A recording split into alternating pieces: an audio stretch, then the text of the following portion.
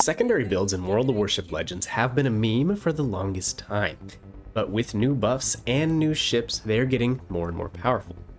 Now, finally, with the addition of this ship, I think they have hit a peak. Welcome back to Legends with Derka. Now, of course, the Bismarck, the Nassau, Francesco, and some others are great secondary ships, but I think the Brandenburg has taken over and we could easily call her the best secondary ship in the game. This video will seek to answer just that. Did Bismarck get dethroned? And is Brandenburg the most viable secondary build ship in the game? Stick around, let's take a look together.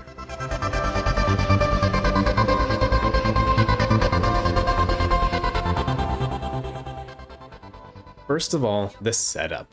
We're using Azur Scharnhorst, but you could just as well use Cilliax. We have Von Hipper and Aperggio Haruna as our inspirations.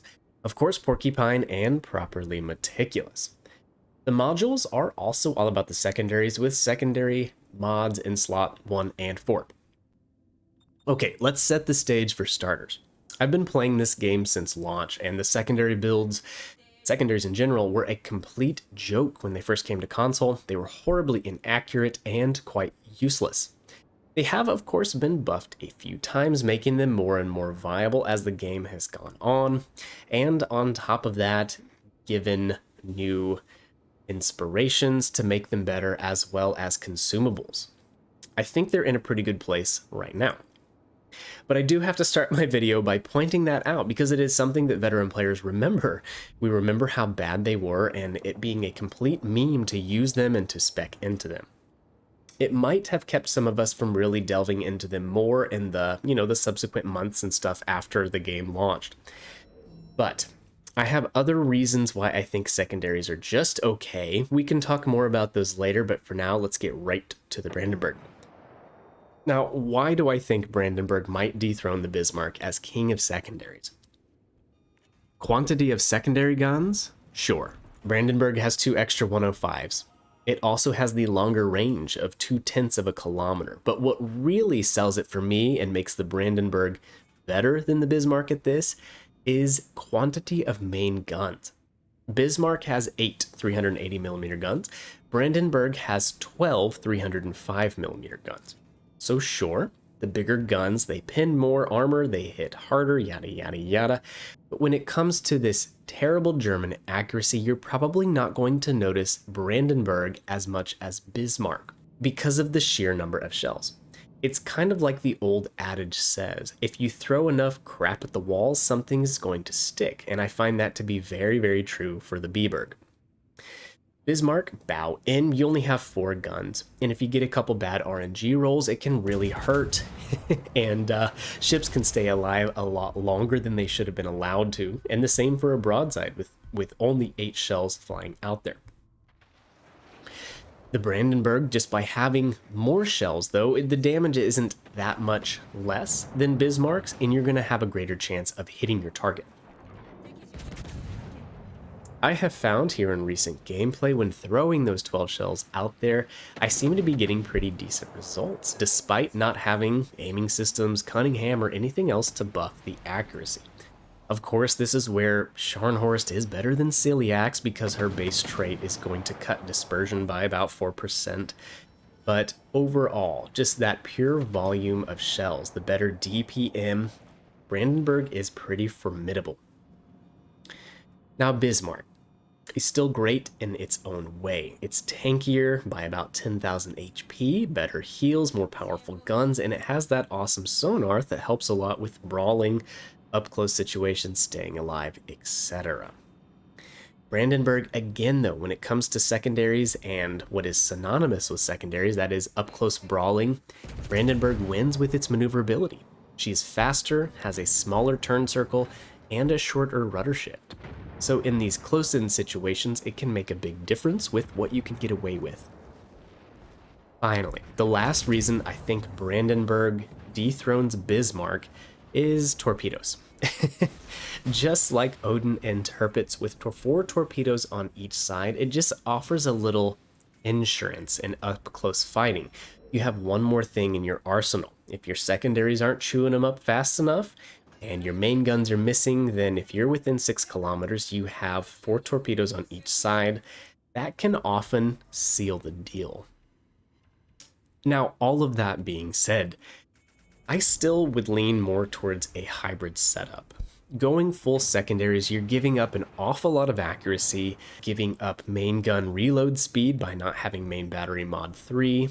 By not having master mechanic, you're losing out on 2 heals if you had a level 16 commander. So even switching out a couple of the things there, I think you could have a pretty strong secondary ship, but kind of a hybrid. Those would be the 2 big things, main battery mod 3 and master mechanic. So, Brandenburg. There's going to be a lot of people getting her here in the next upcoming weeks, so I thought I could share some pointers on how to best play her. If you've been watching this game in the background, you can kind of see what we've been doing, and I'll talk about the pointers, but this game kind of cracked me up, honestly. It started off really poorly, and immediately I noticed that the GK, the Roma, and the Minotaur were going to push around the corner and be pretty aggressive, so we turned back and we're planning on running. I'm just very glad that the Cleveland came with us over here. He almost didn't, and it would have just been me over here. Having the Cleveland come to support the flank was a huge thing. That is such a big part of gameplay that I see people still getting wrong. You cannot abandon the flanks. If you do, you're almost destined to lose. You're just going to take shots from so many angles and you can't bow tank against it. So anyways, alone or not, I was going to try to hold this flank, and that's exactly what we're doing. Obviously, we're trying to be a little creative about it because we got pushed pretty hard, but by playing Ring Around the Rosie here, we're accomplishing a couple of things. One, they had the numerical advantage, but we kept kind of running away, so it was really just a one-on-one fight. They couldn't bring all of their firepower to bear on me. And the second thing, I was wasting their time. Even if it was me against 4, if I had all 4 of those ships occupied for even a few minutes, it could give the rest of our team a pretty good advantage and maybe a chance to win on the other side of the map and then to come help me, or just to kind of keep these guys bottlenecked. But really, the first big thing I wanted to talk about was using islands. Brawling is fun. It's the most fun thing in the game as far as I'm concerned, but it's not easy and it's not necessarily the meta. There's so many ships that spam HE and AP, Minotaur, and you're going to be playing a lot against legendary ships like that. Not only that, if you're pushing in to do brawling, any ship that is in a defending position or kiting away from you, they're going to have advantages. So let's talk about how to kind of negate that. Like we pointed out, Brandenburg has a pretty small HP pool. As I have it figured, it's the second smallest of all the ships, all the tier 7 battleships that I currently have, only the Champagne having less. While she is well armored, her modules, including your precious guns and torpedoes, are very easy to knock out, especially by large caliber guns that are basically everywhere at tier 7 and legendary. If you open water push a ship with large guns, such as an Iowa or something like that, they're going to have time to either turn out and run away, or simply put it in reverse, stay out of your torpedo range while they punish you with large caliber shells. The best thing that you can do is use islands. Use them to mask your approach, but also to reduce how much incoming damage you're taking. Even if you can keep part of the enemy team on the other side of an island, it's going to go a long ways in helping you to stay alive. Now, not all maps are created equal, and that's where I run into problems mostly with a full secondary build. Any map where you are stuck out in the open ocean, you're going to be at a big disadvantage. You don't have the best gun range, and the other best things about your ship, being secondaries and torpedoes, are completely useless to you. So this might leave you taking a long route around or trying to use islands that might put you in a bad situation.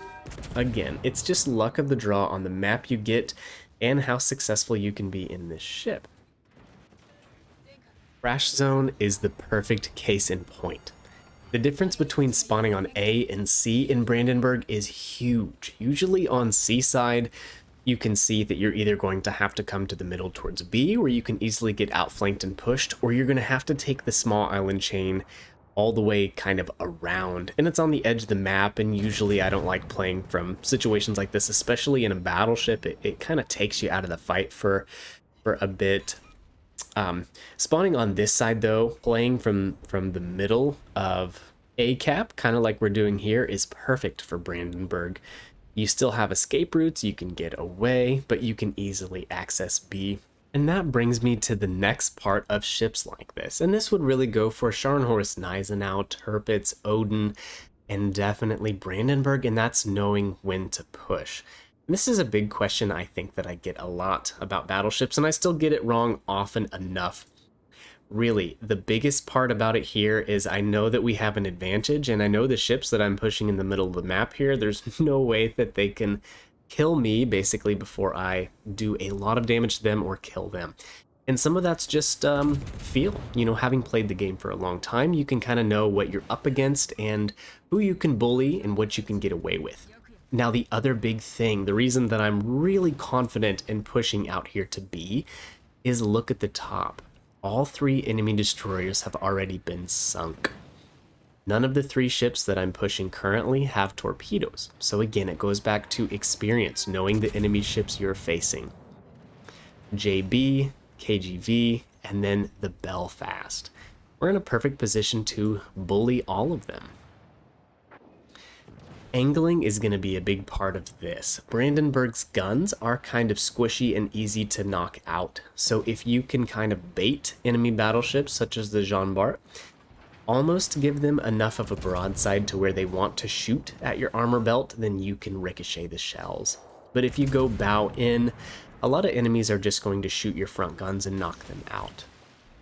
But overall, I hope this gave a little bit more information on Brandenburg, and it is a fantastic secondary ship and a brawling ship. I really do kind of enjoy it more than Bismarck in this role, and I think it is better than Bismarck.